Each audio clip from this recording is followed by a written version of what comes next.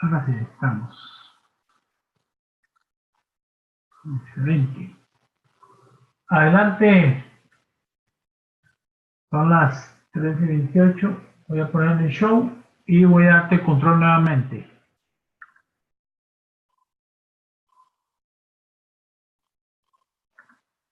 Por favor, pruebe a ver si tiene control ya. Esquina inferior, ahí están. Ahí están.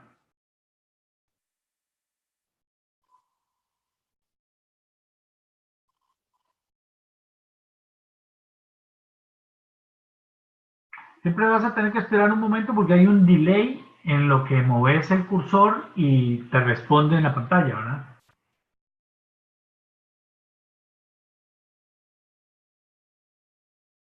Estás con el micrófono apagado. Lo tenés mute. Aquí lo estoy viendo.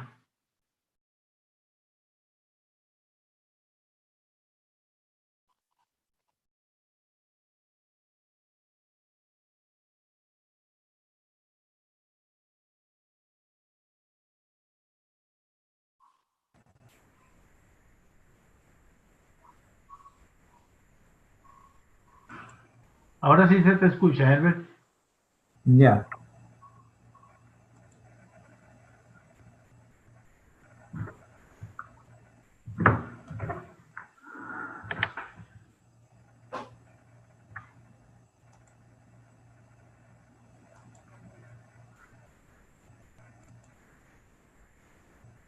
¿Estamos listos? Sí, ya sí. 15:30.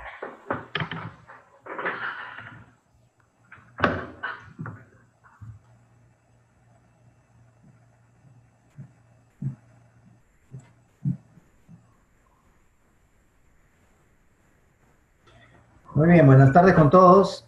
Soy Herbert Calderón desde el Perú. Muchas gracias por haberme considerado en este grupo tan importante y tanto valor en la región para poder colaborar y aportar en lo que podamos, nuestra experiencia y un poco del camino recorrido. Un saludo a Rubén Fajardo, sé que está presente. Muchos saludos, estimado Rubén. Gracias por acompañarnos. Gracias. Bueno, entonces, antes de comenzar y darles el saludo, quiero comentarles de que en mente debemos de tener de que todo lo que estamos desarrollando, en este caso hemos considerado dos áreas importantes de desarrollo del texto base, y debemos tener en mente de que todo lo que vamos a leer, lo que vamos a memorizar, lo que vamos a entender, lo que vamos a escuchar de los profesores, es un principio del inicio de una carrera, realmente. Nosotros tenemos que entender que no nos estamos preparando para el examen, efectivamente, pero pensemos en la empresa, en la organización, pensemos cada línea que leamos, pensamos cómo aplicarlo a la organización, cómo lo tenemos que utilizar, cómo lo tenemos que plasmar, cómo tenemos que ponerlo en práctica. Ese es el principio de todo esto. Si nosotros vamos a prepararnos para un examen de certificación solamente con el fin supremo de obtener la certificación, sin descuidar de que estos alcances pueden servirnos para nuestra rutina diaria, nos va a ser un camino mucho más largo y complicado. Desde este momento tenemos que entender de que nos estamos preparando para mejorar nuestra gestión de seguridad física, en este caso, a nuestro trabajo. Entonces, con esa premisa, vamos a poder entender y aterrizar todo lo que vayamos leyendo y lo que los profesores van a ir comentando. El segundo punto es de que los que han intervenido en diseñar la currícula, los llamados dominio, son gente con mucha experiencia y que justamente se les ha dado ese punto de vista. Ellos han sido seleccionados, han intervenido y han plasmado sus prácticas, su experiencia, y la han amarrado con la parte de conocimiento que el postulante de la certificación debe de tener. Entonces es un examen netamente teórico, práctico, pero utilicemos la palabra práctico para entender exactamente qué es lo que el autor o los autores han querido decir. Apliquémoslo y entendámoslo cómo sería, es igual el mismo ejemplo de un médico, ¿no? El médico dice, bueno, yo tengo que darle este medicamento, este gramaje, esta dosis, pero nunca va a saber exactamente hasta dónde va a ser el resultado si es que no lo aplica en un paciente. Entonces, hay que verlo desde ese punto de vista como una medicina que tenemos que aplicarla. Y no vamos a esperar hasta aprobar el examen y obtener la certificación para aplicarlo. Tenemos que aplicarlo ya. Y la experiencia que yo tengo es de que esa práctica te sirve y lo entiendes, porque lo que han escrito, esos manuales lo han escrito con experiencia. Bien, con esa introducción vamos a hablar un poco de lo que vendría a ser el dominio 1, ¿no? Donde todo se origina pues en la organización, la instalación, ¿no? Entonces, ¿dónde están los activos? ¿Dónde están la gente? ¿Dónde están las personas? En las instalaciones, en los procesos. Los procesos diferentes que puedan ser cualquiera de ellos, ser una empresa productora de bienes, una empresa productora de un servicio, siempre va a tener sus determinadas características, determinadas formas de proceso, su determinada forma de producción, su determinada cultura, ¿no? Entonces, nosotros antes de desarrollar un esquema como el que vamos a hacer, debemos entender a la organización. Entenderla no superficialmente. Ni siquiera yo no necesito ser un ingeniero industrial, ser un ingeniero mecánico, ni un ingeniero químico. Yo no necesito ser para entender la organización. Es más, yo no necesito ni siquiera meterme a la planta, sino lo que necesito es interrelacionarme, comunicarme, establecer canales con los miembros de la organización. Cuando yo no me comunico y no entiendo la forma de trabajo y no me acoplo a la cultura, estoy perdiendo un recurso fundamental e importante. Entonces, necesitamos, como dice acá la presentación, entender pues a la organización en sus 360 grados y cuál es el objetivo. Entenderlo, pero yo no necesito sentarme y leer libros, sino simplemente necesito conversar. ¿Quiénes van a ser mis profesores? ¿Quiénes me van a enseñar? Los mismos miembros de la organización. Pero hay que tener mucho cuidado que el gerente me da una apreciación, el supervisor me da otra apreciación, el técnico me da otra apreciación, el trabajador me da otra apreciación. Pero justamente sumado todos esos criterios, yo voy a tener una mejor observación. Yo no puedo ser tan egoísta y pensar de que solamente con la apreciación del gerente general va a ser suficiente para obtener el conocimiento y ser preciso en los recursos que yo necesito. Por eso, yendo al segundo punto, dice, es un conocimiento completo, ¿no? Un conocimiento completo de todo el proceso. Bien. Y necesitamos saber también cuáles son las etapas de mejora del proceso, con cuánta frecuencia se ha dado, con qué dinámica se ha venido mejorando, ¿no? Bien, entonces, ¿qué herramienta vamos a utilizar? Bueno, la herramienta clásica recomendada por el autor es la evaluación de riesgos y o encuesta de seguridad. Entonces, la herramienta de evaluación de riesgos, como en la clase pasada explicó Rubén, es una serie de conocimientos y criterios debidamente ordenados y priorizados en una forma sencilla y comprensible. Y una forma de obtener ese conocimiento es a través de las encuestas de seguridad o listas de chequeo o cuestionarios. Entonces, la herramienta fundamental para la evaluación de riesgos es justamente la encuesta de seguridad, que es un listado. lejos de la realidad, o lejos de lo que a veces comúnmente utilizamos en los profesionales, nos copiamos una encuesta de otra, nos copiamos un listado o un cuestionario de otros, de otra empresa, pero ese es un error, porque yo no puedo, el, la lista de exámenes, la lista de exámenes médicos como un paciente, el médico le dice al paciente, ¿sabes qué? Yo te tengo que recomendar tal examen, tal examen, tal examen, y de acuerdo a eso yo te voy a obtener cuál es tu diagnóstico, ¿no? Un paciente es diferente al otro, la sintomatología es diferente. Para comenzar, de que son pacientes diferentes, de diferentes edades, de diferentes composiciones familiares, etc. Entonces, una lista no es igual a otra. Cada uno, nosotros debemos confeccionar nuestra lista con los criterios generales. Una lista erróneamente también se piensa que una lista una lista de chequeo es, es de aproximadamente de mil preguntas, y no es así. Simplemente son un número de 20 a 30 preguntas estructuradas, neurálgicas, que nos van a conducir a resultados, no a preguntas vagas, ¿no? Bueno, la primera premisa, el primer punto a identificar son los activos, ¿no? Los activos sobre los cuales se va a desarrollar y se tiene que proteger.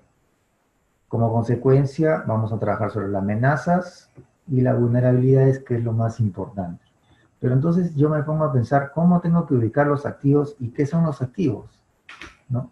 Los activos son lo que le da valor al proceso. Dentro del proceso está todo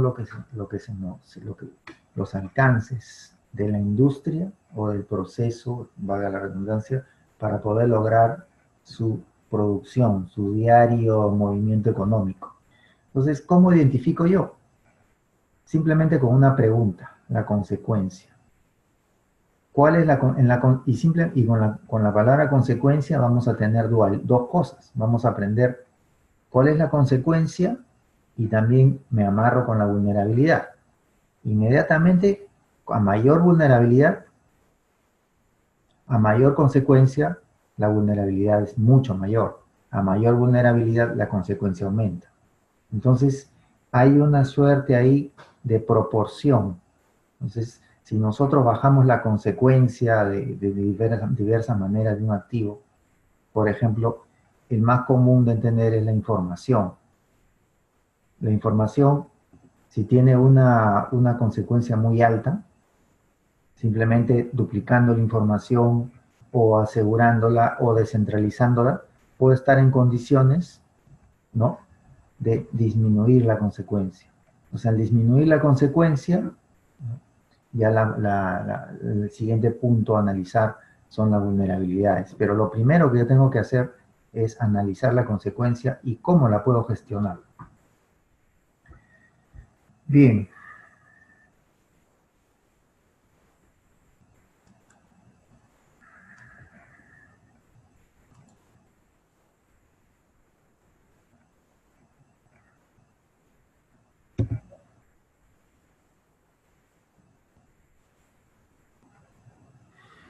Bien, en casi todos los modelos que vamos a trabajar, en los cuales estamos nosotros montados, y son modelos internacionales porque la gestión de riesgos no solamente se practica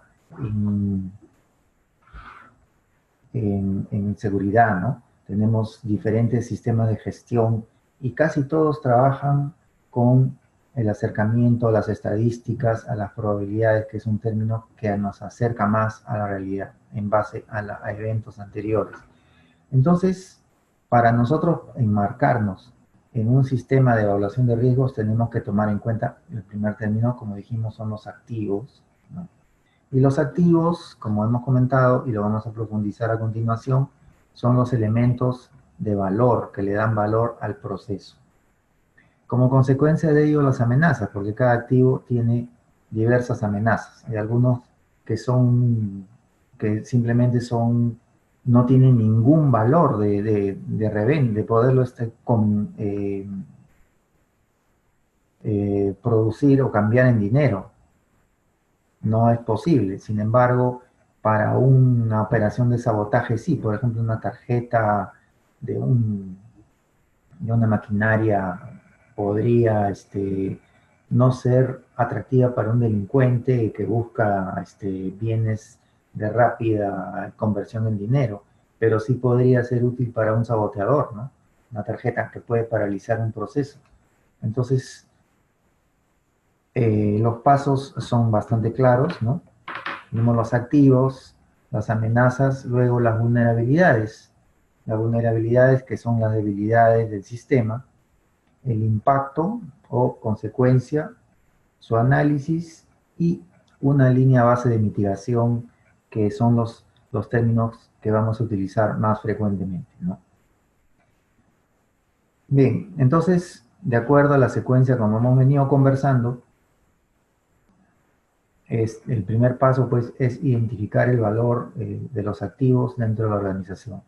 El paso que normalmente se da, como dijimos al principio, eh, yo que soy responsable de seguridad en una determinada industria, no voy a poder conocer exactamente cuáles son los procesos y dónde están ubicados y cuáles son los activos que, que están involucrados en cada proceso.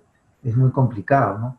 Pero yo no necesito realmente ser un sabio en la materia. Lo que tengo que hacer es generar, como dijimos al principio, una comunicación, una sinergia con todos los miembros de la organización para que con ellos trabajemos. A ver, dígame usted, ingeniero, ¿qué pasa si le roban esto? Bueno, a mí no pasa nada. ¿Qué pasa si le extraen esta tarjeta? Bueno, tengo backups. ¿Qué pasa si le sabotean o le cortan la energía en este proceso? Ahí sí me paraliza. Ah, entonces uno va identificando, ¿no? Nosotros de memoria no lo vamos a poder saber. Y aparte, esto es muy dinámico. En la organización, cada campo, cada área es un área que a veces son compartimentados, a veces uno es difícil entrar, a veces son celosos con sus temas, con sus activos, con sus procesos. Entonces, uno tiene que buscar la forma de llegar a ellos y llegar a comunicarse para obtener y sentarnos a la mesa exactamente cómo es. Pero si uno se vuelve una pieza de ese reino donde hay diferentes grupos humanos o áreas y uno también se aísla, entonces al final el único que va a hacer va a ocasionar daño, se va a ocasionar daño va a ser la propia organización. Y en la organización estamos todos, porque si hay un incendio, se para el proceso, muere gente y es mi organización, me quedo sin trabajo, ¿no? Entonces la organización tiene que estar en constante continuidad, ¿no? Bien, entonces la identificación de los activos parece fácil, pero no, hay unos pasos previos. Y en eso justamente nosotros debemos involucrarnos e involucrar a toda la organización para que en forma dinámica ellos identifiquen y lo más importante de todo es que participen en la solución. Bueno, el siguiente paso, una evaluación de las amenazas relevantes y una evaluación de la vulnerabilidad. O sea, los pasos siguientes son, como lo es lógico, ¿no? Saber, ya, está bien. O sea, el ingeniero me ha dicho que esa tarjeta integrada, como me ha pasado muchas veces, es posible ser robada. ¿Y quiénes la pueden robar? Un delincuente no la va a robar. Un empleado resentido o un trabajador resentido, sí. Pero para que un trabajador resentido llegue a ser y sepa, tiene que ser uno del área. ¿Y quiénes son? Y así uno va desmenuzando.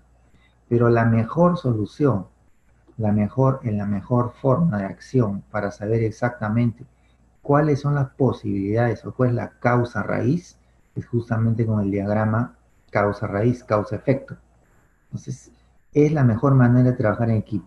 Si bien es cierto, es una herramienta ya de muchos años de antigüedad, pero el diagrama causa-efecto es el análisis del efecto para determinar cuáles son las causas. Y a veces parece increíble, pero se encuentran unas sorpresas.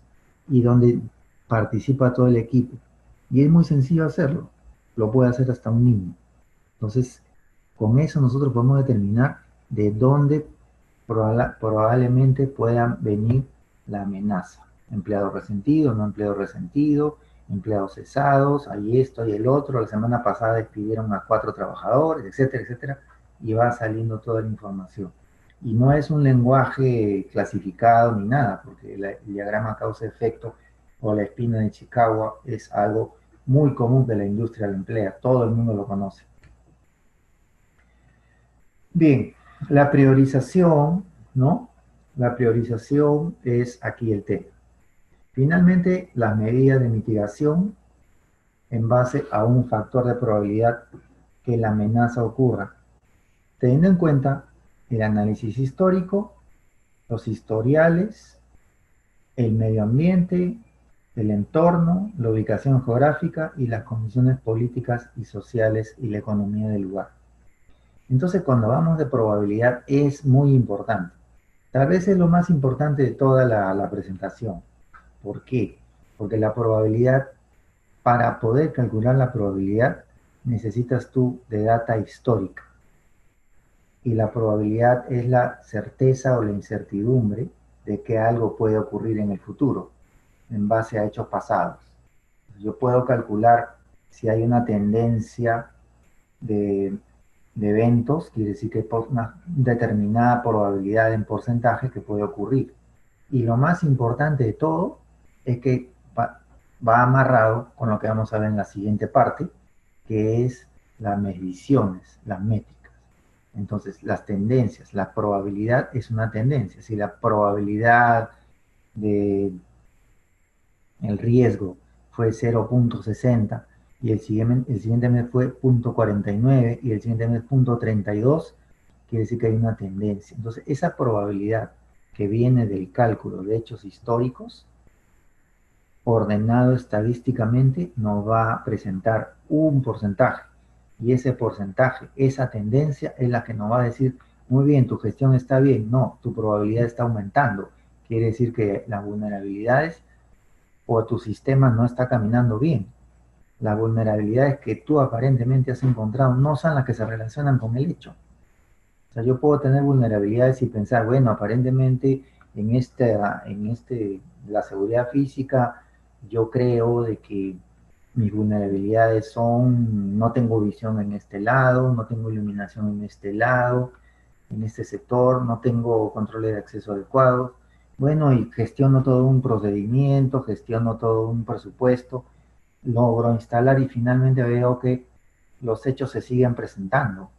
Y muchas veces no consideramos solamente hechos, solamente consideramos hechos que se han dado, pero no consideramos la intención, hechos que no se han dado, y que hay una información que está circulando, que hay delincuentes y etcétera, que van a concretar en algún momento su hecho. Entonces, esa intención también tenemos que colocarla en esa data histórica que nosotros nos va a permitir calcular exactamente la probabilidad y la tendencia. Y en base a eso, con las tendencias nosotros podemos saber si nuestro tratamiento es óptimo o no.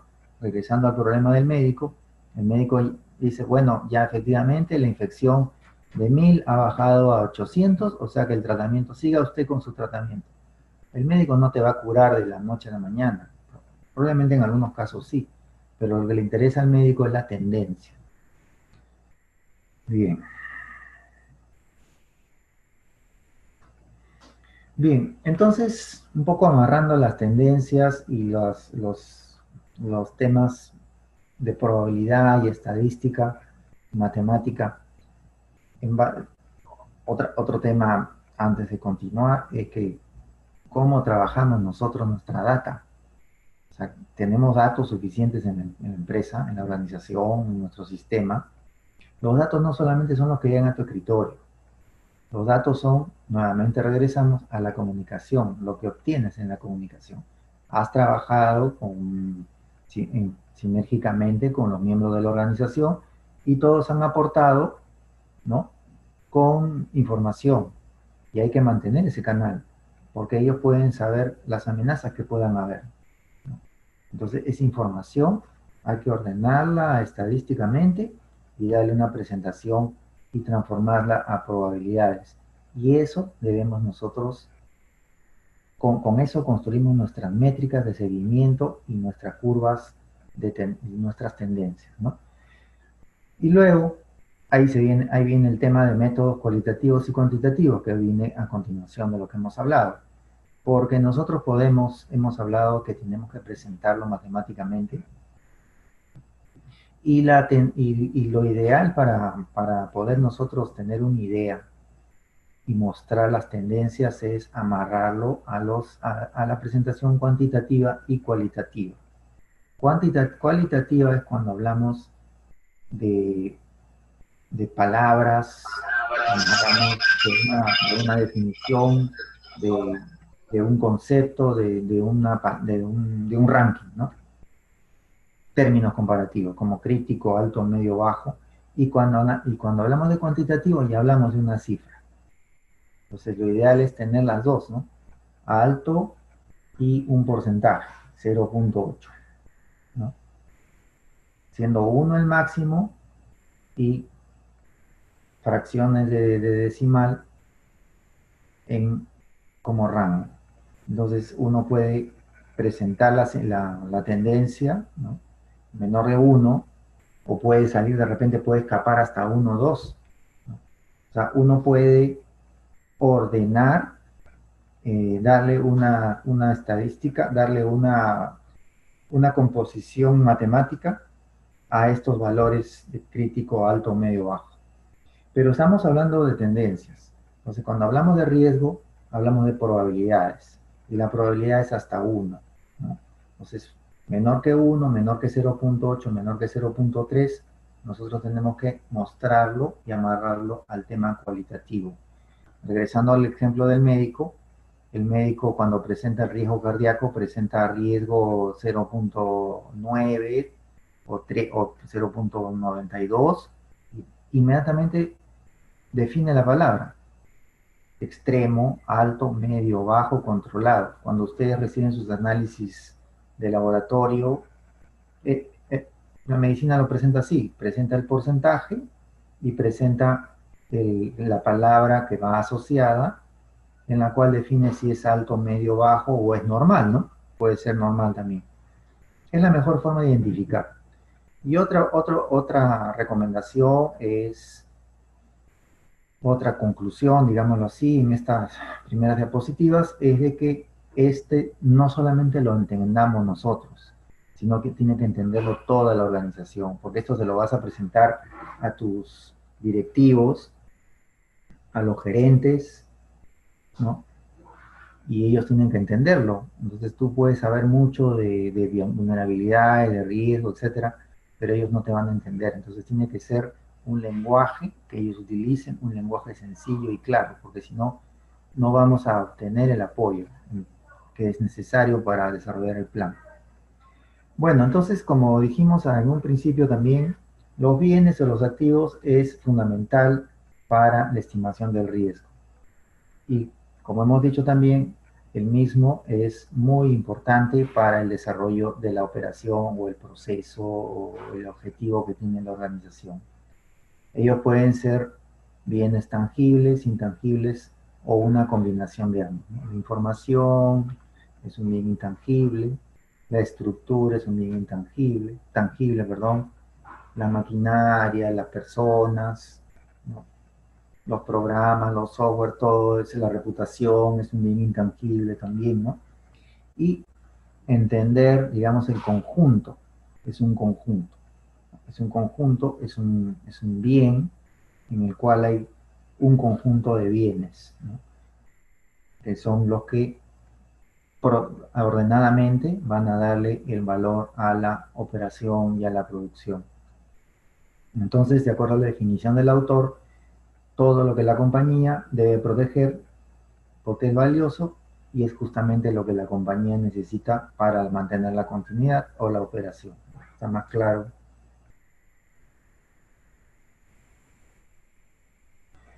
Bien, para determinar el valor del activo, pues hay una serie de posibilidades. Yo he colocado aquí lo que la autora ha desarrollado, ¿no? Su capacidad. Continuando con el bien, los factores que nos van a permitir determinar el valor del activo se encuentran en la capacidad de respuesta, los costos de investigación y costos de reemplazo, los costos indirectos, los costos indirectos que incluyen artículos como instalaciones arrendadas temporalmente, alquiler, compra, proveedores, transportistas, apoyo logístico, almacenamiento, beneficios, disminución de la productividad de los empleados, primas, mano de obra, capacidades de comunicación, recuperación de datos, reinicio de los sistemas, etc. Todas estas conceptos que no vamos a entrar en detalle son justamente lo que te va a permitir calcular en términos económicos el valor del bien, ¿no? Entonces el valor del bien no es solamente el precio en tienda de lo que puede costar, por ejemplo, una maquinaria o una computadora, sino hay una serie de elementos, ¿no? Que son, muchos están aquí, las horas que procesan, la, el grado de sofisticación que tiene, ¿no? Las horas que opera. En base a eso vienen también los operadores de pólizas de seguros y ellos son los que son unos expertos en calcular esto, ¿no? Entonces, el valor del activo es justamente muy financiero y muy utilizado por las compañías aseguradoras. Sin embargo, la fórmula recomendada por el autor es la que vemos aquí, que el costo del valor del activo es en base a estas variables, ¿no? El costo de la pérdida, en sí, todos estamos hablando de una moneda, ¿no? Dólares, puede ser un acuerdo de qué moneda se emplear. Costo de la pérdida en tienda, en su adquisición, el costo del reemplazo permanente, el costo de la sustitución temporal, los costos relacionados con el lucro cesante, el costo del ingreso perdido, menos la prima de la indemnización disponible. Entonces estas variables nos van a definir contablemente cuál es el valor del activo. Entonces no solamente es el valor del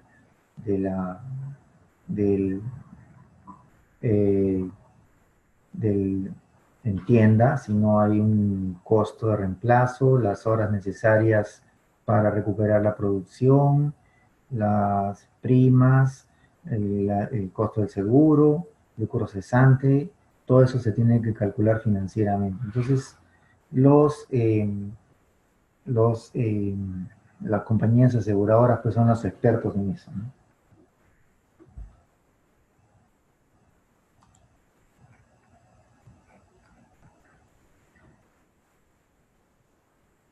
Bien. Hablando un poco más de las amenazas. El autor, y en forma genérica, nos comenta de que hay tres tipos de amenazas, ¿no? Las amenazas intencionales, que son en base a información que uno puede obtener y que con los recursos de la información uno puede estar enterado o puede uno con la misma experiencia aprenderla o en base a eventos de pérdida que se han dado, etc. Las amenazas naturales pues son propias de la ubicación geográfica en base a las vulnerabilidades, o perdón, las estadísticas, los hechos anteriores, la proximidad geográfica de eventos o accidentes geográficos que puedan causar determinados riesgos en determinados tipos de estos daños ocasionados por la naturaleza. Y las inadvertidas, que son producto del error. Son involuntarias, teóricamente, pueden ser voluntarias, pueden ser involuntarias, ¿no? Incluyendo los mismos accidentes, errores u omisiones, ¿no? Entonces puede ser de repente también una negligencia, ¿no? Un accidente, bueno, si bien es cierto, un accidente no es,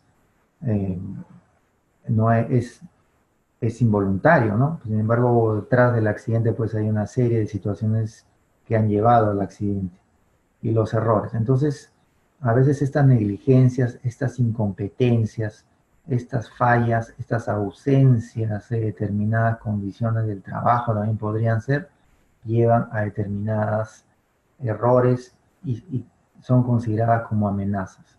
Entonces, las organizaciones y en los sistemas se deberían tomar en cuenta el error humano.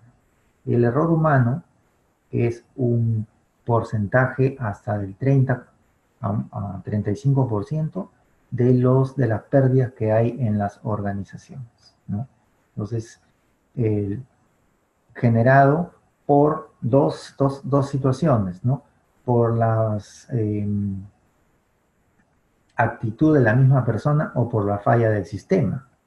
Puede ser una falla también de todo el sistema, ¿no? Que el sistema no ha capacitado, no ha previsto ciertas acciones, ciertas situaciones correctivas y que puedan evitar ese error. Entonces, los elementos de seguridad sobre los cuales estamos trabajando son relevantes para las amenazas intencionales, no tanto para las naturales, pero sí pueden mitigar las amenazas involuntarias. Bueno, la vulnerabilidad pues es la debilidad o práctica comercial, ¿no? Que puede ser tomada en cuenta por el adversario y que puede ocasionar un daño, ¿no?, natural o involuntario. Entonces, la vulnerabilidad pues es justamente en lo que nosotros vamos a trabajar, ¿no? O sea, la vulnerabilidad es lo que, por dónde entra el delincuente, por dónde, qué puerta abierta hay. Sin embargo, cuando nosotros trabajamos sobre las vulnerabilidades, las amenazas disminuyen, ¿no? Y el riesgo disminuye, ¿no? La consecuencia o el valor del activo también podemos trabajarlo, porque si el activo es, en caso de información, no es asegurado, no tiene una póliza de seguros, no tiene un plan de contingencia, no tiene reposición, no tiene proveedor, etcétera, entonces el valor es muy alto, pero si nosotros lo protegemos, lo duplicamos, le damos determinadas condiciones, la consecuencia disminuye, podemos intervenir entonces en la consecuencia, en la vulnerabilidad, y la vulnerabilidad automáticamente hace que la amenaza disminuya, ¿no? Hay una proporción ahí.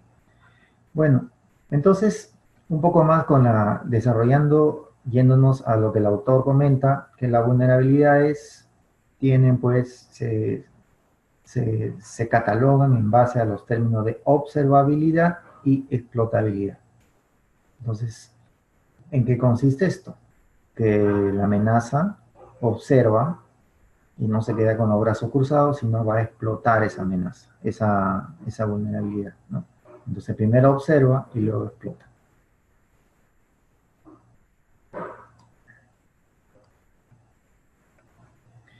Bueno, entonces también teniendo en cuenta, ya procesando un poco la información, tenemos de que el riesgo es función de la amenaza, de la vulnerabilidad y el impacto. Entonces, comenzando de atrás para adelante, tenemos que el impacto es en términos económicos, de acuerdo a las variables que hemos comentado anteriormente, la amenaza y la vulnerabilidad. ¿Y de dónde voy a sacar yo esa información? Muchos vemos la fórmula muy bonita, pero decimos, ahora, ¿de dónde complemento la información? O sea, ¿cómo la voy a utilizar? ¿Cómo voy a plasmar? Bueno, regresamos a las primeras láminas donde la información es estadística. Entonces yo tengo, el, tengo, tengo los reportes, tengo los estudios de seguridad.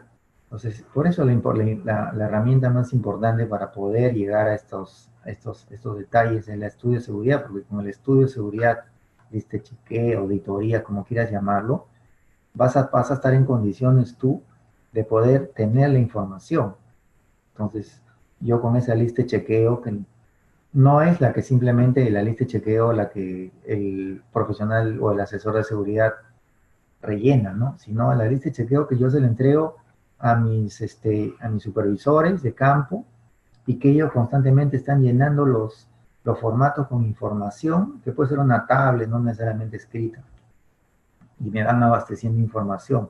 Y yo puedo saber informes reportes de vulnerabilidad, 10 reportes, 5 reportes sobre un mismo activo.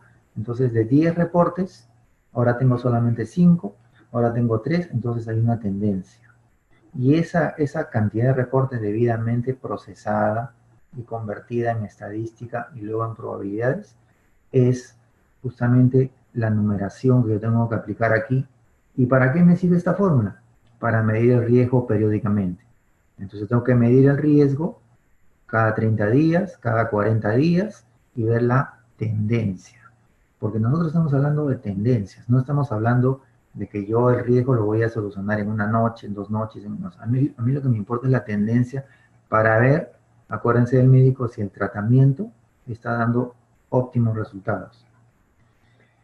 Bueno, entonces, otro punto importante es que los objetivos y la misión de una organización deben considerarse al mitigar el riesgo. Entonces, yo no puedo, para mitigar el riesgo, vendo mi planta, la transfiero y me deshago de la producción, cuando yo con simplemente una determinada inversión puedo mitigarlo y que la industria continúe. Entonces a veces nos jalamos los pelos muy rápidamente y asustamos a nuestros directivos y el negocio se espanta. Recuerden que nosotros somos parte del negocio. Y así nosotros somos parte transversal, porque nosotros, cuando decimos nosotros, no estamos hablando de la área de seguridad, el departamento de seguridad, estamos hablando de toda la organización, porque aquel director o gestor de seguridad que no considera a todos los empleados de toda la organización como parte de su equipo, estamos mal, porque estamos hablando en primer término que la comunicación es integral y para la solución también es integral. Por lo tanto, mi equipo es toda la empresa. Y cuando hablo de mi equipo, hablo de toda la empresa. La seguridad está integrada a cada proceso. En cada proceso de la propia organización está la seguridad.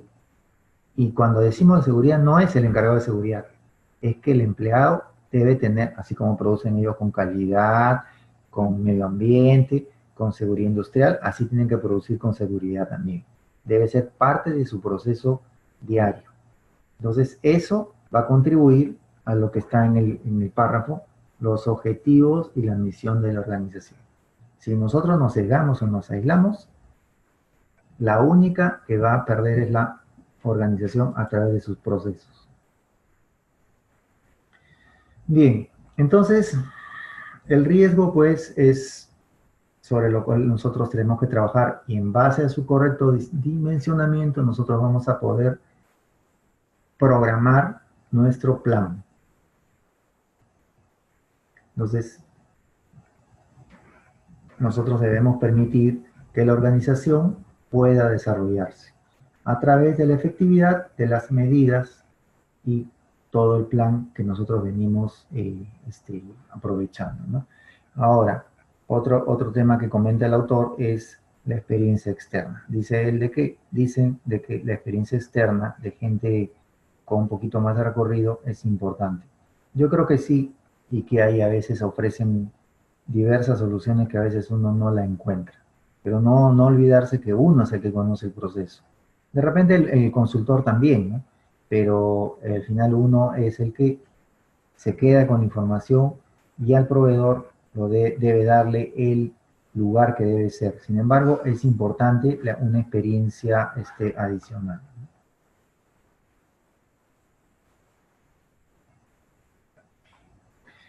Bien, entonces, como hemos venido conversando, el estudio de seguridad pues es una herramienta no solamente para evaluación, ¿no?, sino para mantener el dinamismo y el control de los problemas que la organización tiene, ¿no?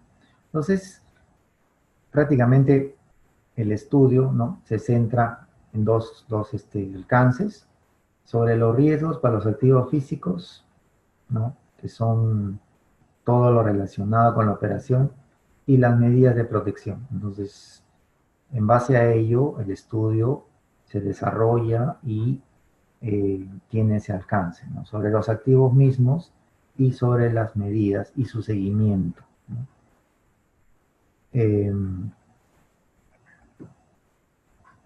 base a la calidad, la confiabilidad y el costo, ¿no?, observando, cuestionando, preguntando, analizando, verificando, investigando y evaluando, ¿no? Entonces, lo importante aquí es de que no es un proceso estático y que se hizo al principio, es un proceso continuo. Y esa lista no solamente debe estar en tu escritorio, ese listado, ese background, esa lista de chequeo, tienes que tú alcanzárselo a todos los miembros, porque un estudio de seguridad también lo puede hacer un empleado de logística, un estudio de seguridad también lo puede hacer un ingeniero. Entonces todos deben colaborar en mantener el seguimiento a el rumbo de los riesgos y las observaciones que sean pertinentes, ¿no? Entonces, todo esto funciona con información. Y la información no es la que me va a llegar al escritorio, sino la que yo tengo que obtenerla adentro del proceso. Bien, entonces, esa información debe ser de calidad, confiable, y debe evaluar los costos, porque al final nosotros también nos miden por costos, ¿no?, por costos.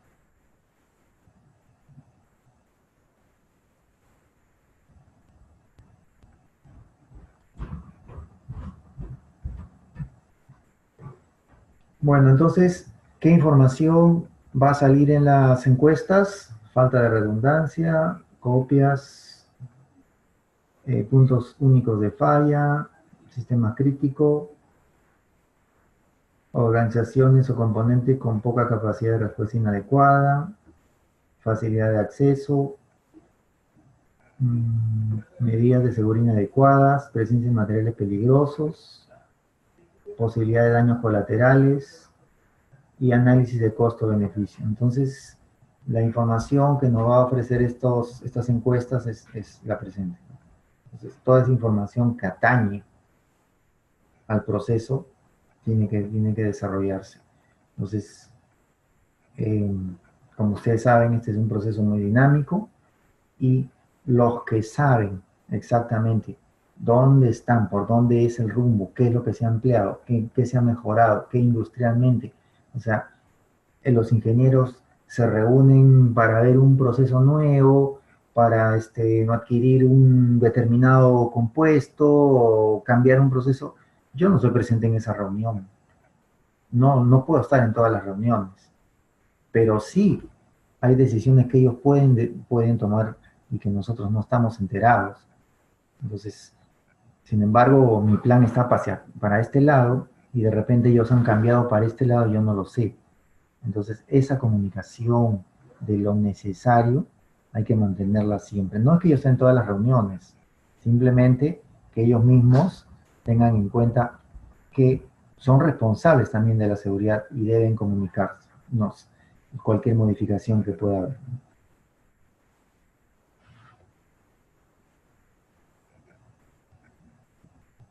Bien, ya esto lo hemos conversado.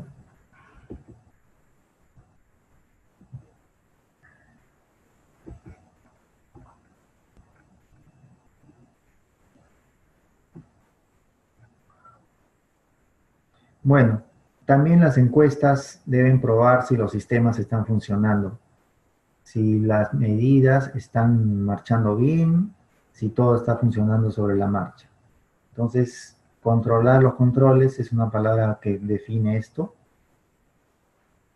Y verificar que los controles están funcionando, por ejemplo, un tema como puede ser una prueba de un control logístico, así como pruebas al sistema, como alarmas, ¿no?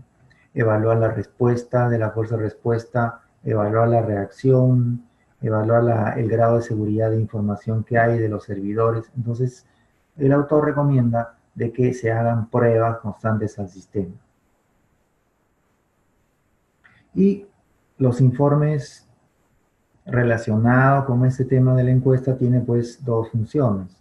Primero, comunicación y segundo, persuasión. O sea, nosotros como consecuencia de este informe pues vamos a obligar, ¿no? Versus el costo que puede haber a la operación de que se tienen que ejecutar determinadas acciones que en la mayoría de los casos los propios dueños de los procesos lo deben hacer. Y existen programas y softwares que van a ayudar, ¿no?, a procesar la información, procesar las observaciones que el mismo sistema va a concluir, ¿no? Bien, entonces, sin embargo, hay que tener en cuenta que hay algunos puntos en contra con el seguimiento automático o de los programas, ¿no? Como dice acá, la posibilidad de que las personas sin conocimiento operen la información, ¿no?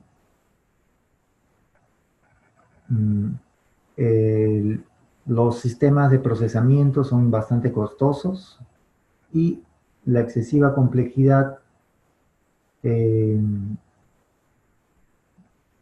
ocasiona que sea complicado esto. Entonces, tiene también sus desventajas, aunque se debería hacer en forma automática, pero se comenta de que hay desventajas, ¿no? Bueno, yendo a la segunda parte ya final, es sobre el seguimiento, la efectividad de las medidas, un poco de métricas, ¿no? Bueno, si no se puede medir, no se puede administrar, ¿no? Entonces, el área de seguridad como parte integrante de todo un sistema de gestión y parte de la organización, y en la cual hay recursos, hay personas, y sobre todo estando presente en todo punto donde haya operación. Entonces, es parte de un sistema de gestión y de administración. Entonces, el seguimiento y la demostración de los resultados es importante. Entonces, por ello, como parte también del sistema de gestión de la organización, se deben pues involucrar en los temas de datos, ¿no? Y en los recursos o como parte de los recursos de la organización y por ende en los sistemas de retorno a la inversión, ¿no? O sea, mostrar cómo somos eficientes o cómo estamos gestionando el uso de los recursos. Por ello, las métricas muestran el estado de un programa, identifican las tendencias y demuestran el retorno a la inversión o el valor agregado de nuestro programa.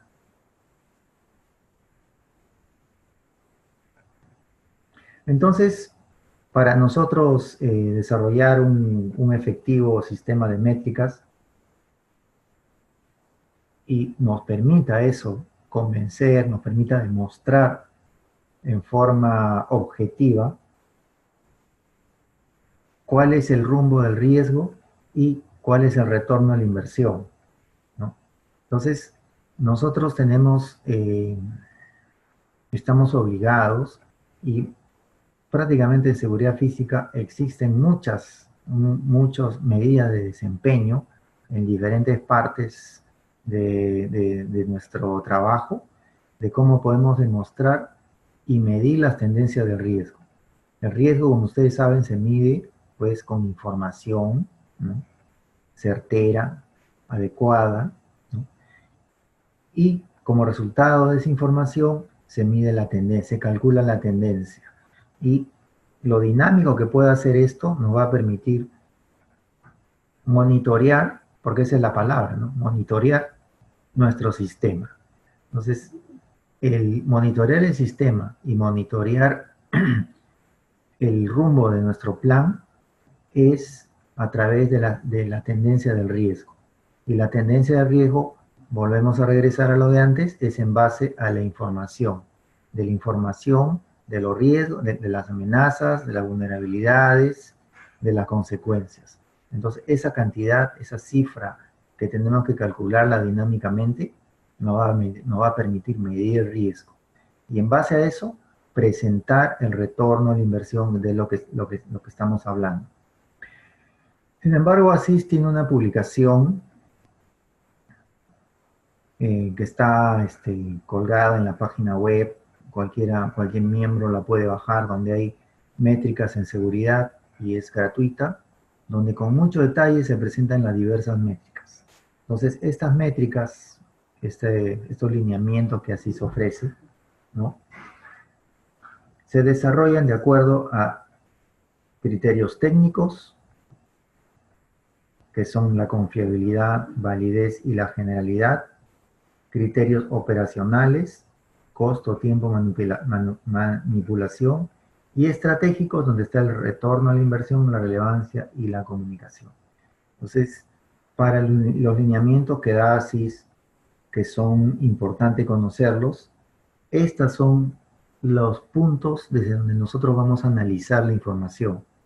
Porque en primer término, en el punto estratégico, es el retorno a la inversión y la relevancia y el grado de comunicación que existe en base a porcentajes.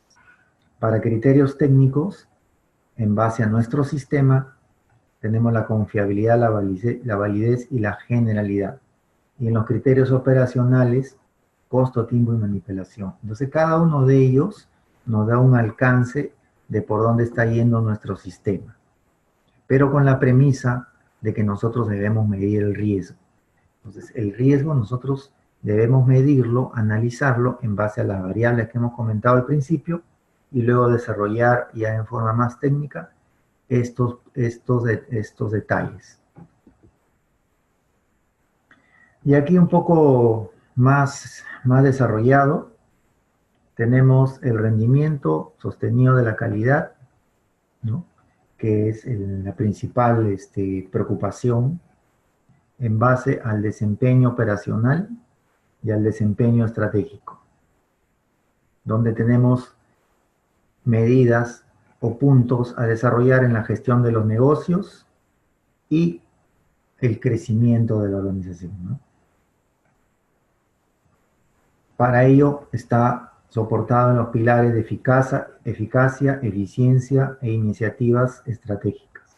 Entonces, cuando estamos inicialmente, vemos si estamos alineados, no estamos alineados, si estamos cumpliendo con la misión, cómo estamos llegando al objetivo, si estamos utilizando demasiados recursos y cómo nos estamos preparando para el futuro.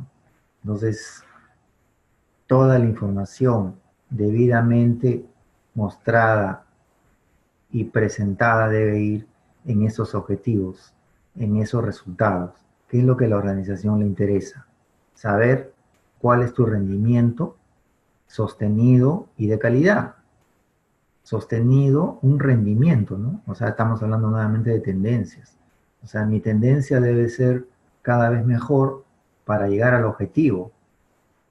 Y lo tengo que mantener. No puede ser que un mes mejore, otro mes decaiga, 2 mejore, otros 2 meses decaiga. No, ese no es sostenido. Tiene que ser un rendimiento positivo, sostenido y de calidad. En base a todas estas consideraciones.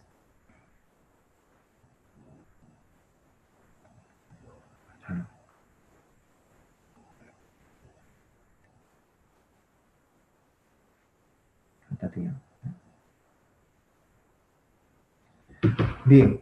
Entonces, me disculpa un momentito que tengo un problemita aquí, por favor. Un par de minutitos.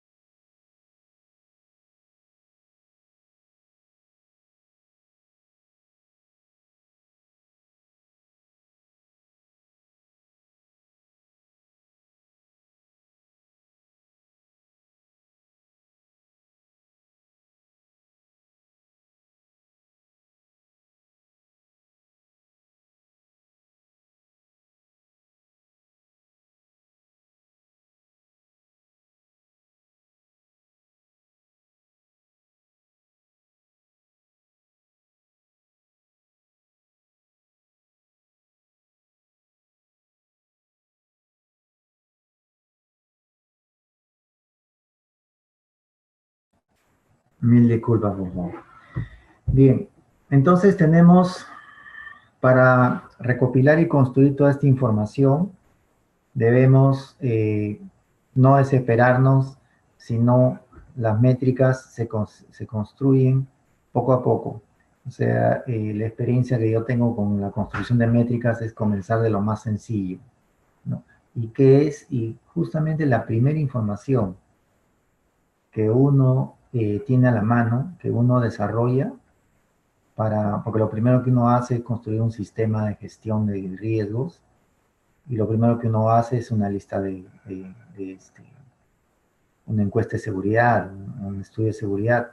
Entonces, lo primero que tiene que hacer es uno trabajar con las observaciones del listado de seguridad, trabajar con la lista de chequeo, trabajar con el estudio de seguridad nuevamente. Entonces, esa información hay que volverla periódica y con esa periodicidad observar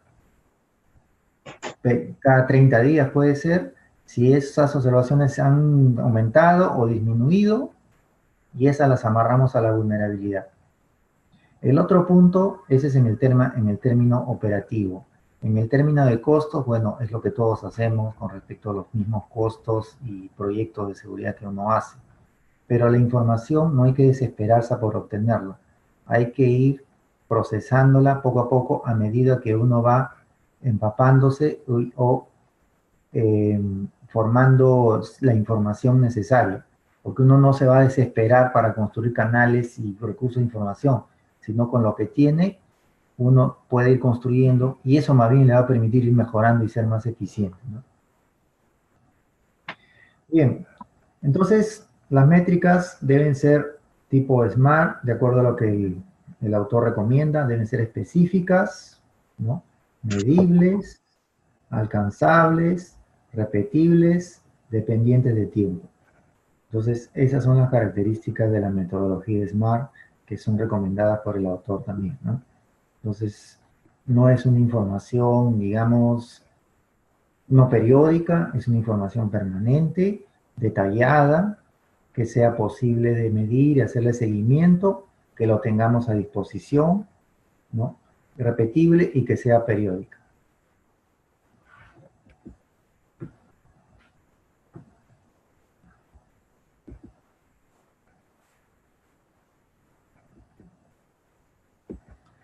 Bien, en seguridad física, ¿qué métricas vamos a emplear?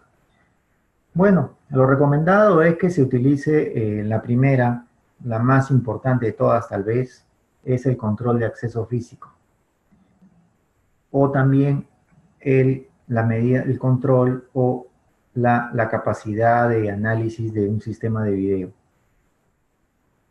También tenemos que en un sistema de seguridad física, pues tenemos un centro de operaciones que monitorea y puede darnos la información y el seguimiento de los sistemas de detección. Entonces, la información base pues está ahí en los centros de control, donde tenemos el alcance tanto en los controles de acceso como en los resultados de los sistemas de video, ¿no? Entonces, ¿qué información se puede obtener del seguimiento de los puertas forzadas, la cantidad o estadística de eventos como puertas forzadas, ¿no? Cuyas causas pueden ser un interruptor de mal funcionamiento, un dispositivo que funciona mal, una puerta desalineada, un error de programación, etc. O una puerta abierta. Entonces, estas son las posibles causas de una puerta forzada. Entonces, hay que ver exactamente, estadísticamente, cuáles son los incidentes del mes y alinearlo en ese sentido. Errores del usuario, ¿no? De repente mala operación también podría ser. Otras medidas en seguridad física pueden ser el mal funcionamiento de un dispositivo de seguridad, del dispositivo del sistema. También, y muy importante, son los accesos no autorizados, cuyas causas pueden ser tarjeta mal interpretada, el usuario puede estar acostumbrado a velocidad a la que el lector no lo permite, o también pueden ser tarjetas caducadas, la cantidad de accesos no autorizados, acciones y alarmas que se deben considerar y son definidas por el usuario, que deben ser también computarizadas. Entonces, toda esta información en seguridad física se puede medir. También otro punto a medir o establecer métricas es las fallas en las comunicaciones, las cuales generan en la red o en el cableo de comunicaciones y pueden verse comprometidas, ¿no? Pueden crear también interferencias, los sistemas de cableado, la alimentación. Entonces, todas esas pueden ser diversas causas que pueden generar una falla en la comunicación. Entonces, medirlas también nos puede indicar algún tipo de solución que tenemos que trabajar. También las estadísticas de puertas abiertas semanales, ¿no? O sea, ¿por qué misteriosamente hay puertas abiertas o dejadas con mala intención? Entradas forzadas, intentos de acceso no autorizados. Todas esas son posibles estadísticas que debemos considerar en seguridad física. En cuanto al personal en seguridad física, también tenemos dos categorías. Las respuestas y el entrenamiento, ¿no? Entonces, medir las respuestas ocasionadas por el elemento humano para neutralizar una determinada acción y el entrenamiento o la capacitación, ¿no? Entonces, hay métricas en capacitación orientadas al interior, donde nosotros vamos a trabajar con nuestro personal de seguridad y darles nuestro conocimiento, y las orientadas al exterior es en las cuales nosotros trabajamos con todos los que no están relacionados directamente con los departamentos de seguridad, que son los empleados a través de procedimientos, reglas, controles que nosotros ejecutamos. En el sector público, y debido a determinados requerimientos y regulaciones en el sector público, se hace, pues, hay requerimientos, ¿no? Que los gestores tienen que presentar resultados en base a evaluaciones iniciales y evaluaciones periódicas en el tiempo. Entonces, normalmente las que ellos emplean, pues, son el número de instalaciones con evaluaciones de seguridad y el número de evaluaciones que se están haciendo en determinadas instalaciones y el tiempo para mitigar las vulnerabilidades, ¿no? Entonces, una es el número de observaciones y el otro es el tiempo en el cual la instalación mitiga sus vulnerabilidades. Bien, de acuerdo a lo comentado por el autor, tenemos que se deben seguir los lineamientos de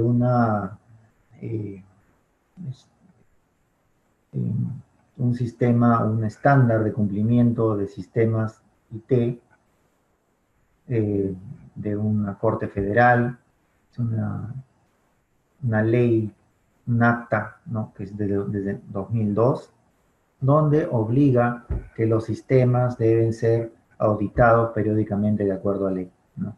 Entonces, esto normalmente se debería aplicar para instalaciones occidentales, pero bueno, el autor lo considera comentarlo, yo cumplo con comentárselo de todas maneras, que se deben hacer seguimiento a las infraestructuras y las operaciones de los sistemas de control de acceso, ¿no? Dentro de ello hay consideraciones como la seguridad de los servidores, el seguimiento de la seguridad en red, las operaciones de recuperación de desastres y el entorno donde opera. Y otras métricas asociadas, ¿no? Entonces hay algunos requerimientos en determinadas instalaciones occidentales, no sé si en mi país por lo menos no lo hay, de repente en otros sí, donde se obliga a la ley a hacer determinados seguimientos y presentar determinadas cifras de los resultados de estos puntos que estaba detallando, más que todo orientado a temas de desastres naturales, de respuesta ante emergencias, todo ello más hacia las evacuaciones, recuperación de negocio y temas así. Entonces, esta es, digamos, un poco de resumen de las métricas.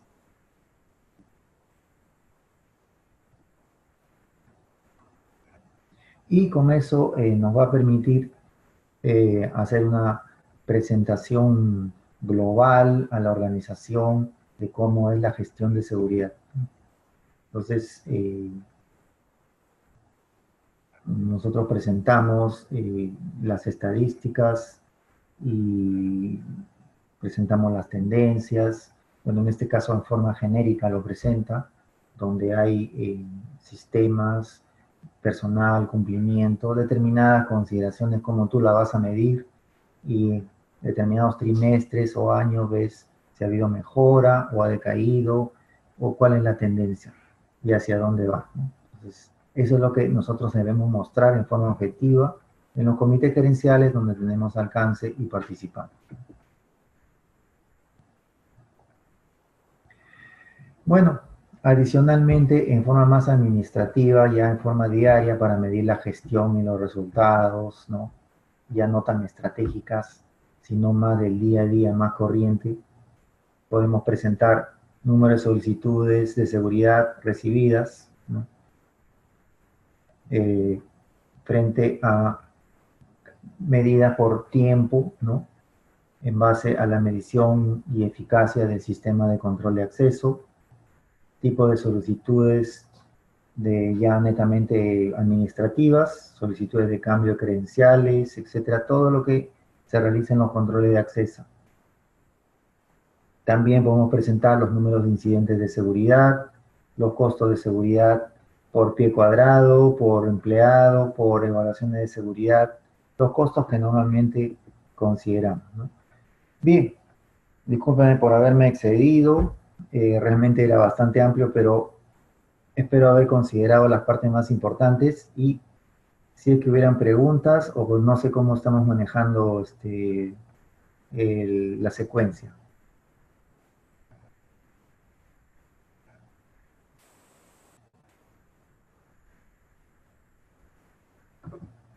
Herbert, disculpa que hubo un bache ahí hubo un momento de silencio porque tenía que quitarte el control y luego abrir mi micrófono.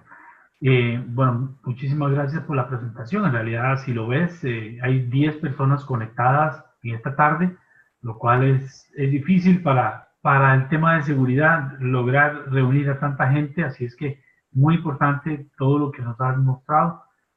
Preguntabas antes si cubrimos todo con esto. En realidad, todo lo que se cubrió es muy importante y no se puede definitivamente eliminar ninguna parte de lo que vimos hoy. Lo que quiere decir que es mucha materia la que hay que cubrir en esto. Muchas gracias más bien, Herbert, por el tiempo y por la dedicación hacia nosotros.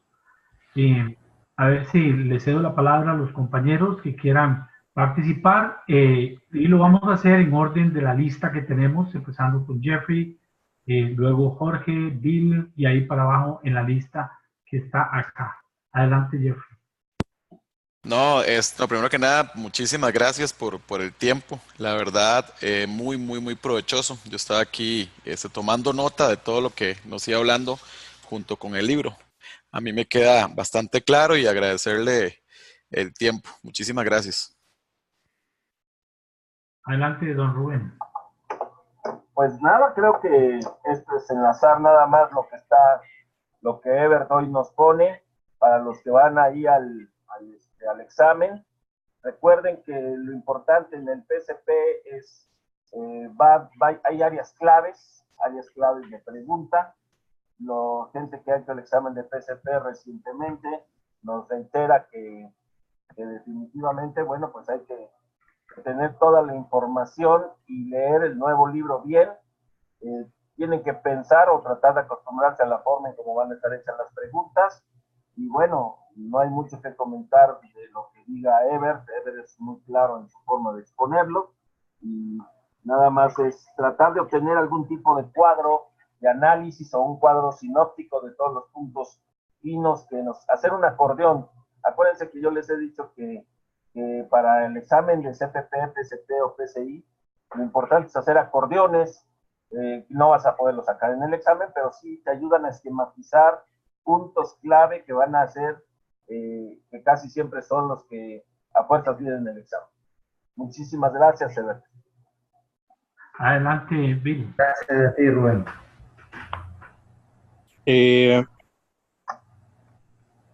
No, muy amables, muchas gracias a los dos, don Rubén, Ever, por la información. Realmente, si bien es cierto, como dice don Rubén, muy importante tener conocimiento de toda la información, otra cosa que yo puedo definir también importante es esta relación que se arma y que se da en cuanto a lo que es la disposición para poder hablar con nosotros, ayudarnos en este proceso que eventualmente también ustedes pasaron en su momento. Muy amables, muchas gracias. Gracias, Bill. Adelante, Luis Emilio.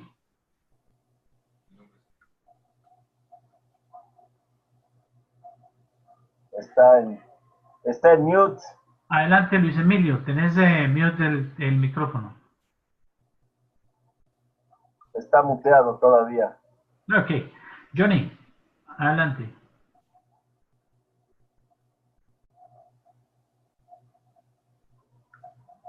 Aquí le llamamos a eso peinar la muñeca, Rubén. Bueno, entonces Julio César. Me quitaste las palabras, César. Julio, adelante, Julio. Buenas tardes, muy agradecido por el tiempo que sacan para ayudarnos a concluir esta parte importante de esta certificación. Es muy agradecido por la ayuda brindada y con muchas ganas de poder sacar efectivo el examen, siempre dándole las gracias a ustedes por el apoyo. Gracias, don Marco Mesa. Y cerramos con Ronald. Marco me puso un mensaje en privado de que tenía que ausentarse un momento para ir a una reunión. No sé si ya regresó. Adelante, Marco. No. Sigue peinando la muñeca. Joder, Ronald. Lo que pasa es que estaba peinando la muñeca, pero iba para auditoría. Así es que quién sabe cómo le fue. Adelante, Ronald. Como auditoría, al menos están peinando a él, entonces, pues, Marco. Sí, posible. Adelante, Ronald, perdón. Ahora sí, señor. No. Muchísimas gracias por todo el apoyo e información que nos dio. Ya con Herbert, yo en CES Perú había estado en clase yo. Importantísimo toda la información que nos da y nos brinda. Muchísimas gracias por todo el refrescamiento. Bien. Yo quiero finalizar primero, bueno, diciéndoles que la semana antepasada había conversado con Rubén y me dio una idea que quiero compartírselas, ya que estamos 10 personas aquí unidas, y es el poder extender un certificado a los que participen, obviamente, en la mayoría de los cursos, de manera de que haya un certificado firmado por todos los expositores. Y que nos va a quedar a nosotros. Esto nos va a enriquecer muchísimo y nos va a ayudar también el que podamos certificar el hecho de que hemos pasado el estudio o repaso de este libro. E igualmente lo vamos a hacer con el segundo libro.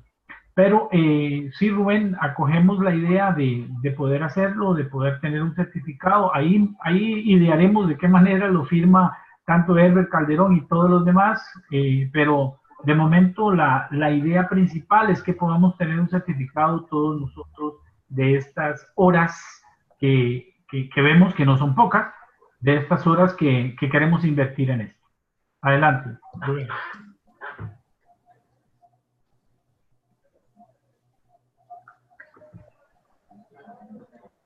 Nada más, si me permites, todavía no regresan Emilio y los que andaban pendientes, o ya están ahí.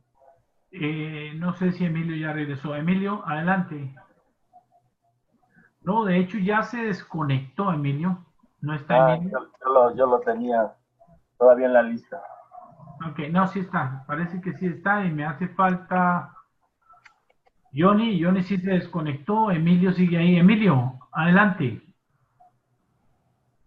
No. Vamos a hacer internacional el dicho de acá, peinando la muñeca, y Emilio posiblemente esté en eso. Ajá. Bueno.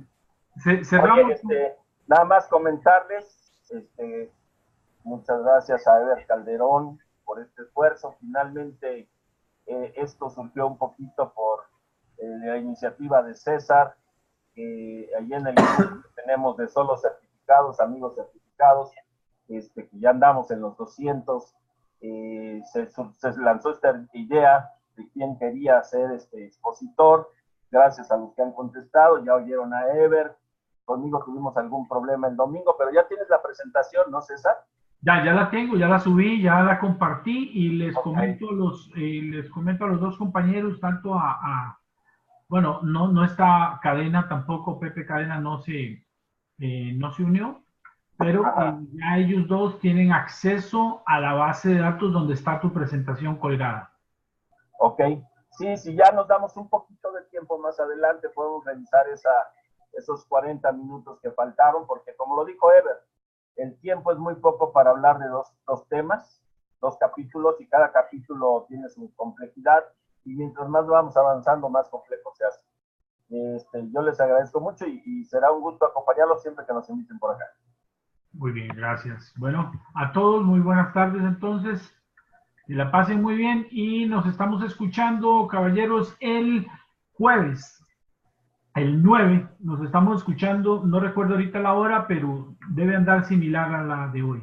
Yo les refresco ahí en cuanto al horario. Gracias a todos, buenas tardes. Gracias nuevamente. Buenas tardes a todos. Estimado César, buenas tardes. Que Dios los acompañe. Gracias, buenas tardes a todos. Muy bien. Buenas tardes, señores, gracias. Chao.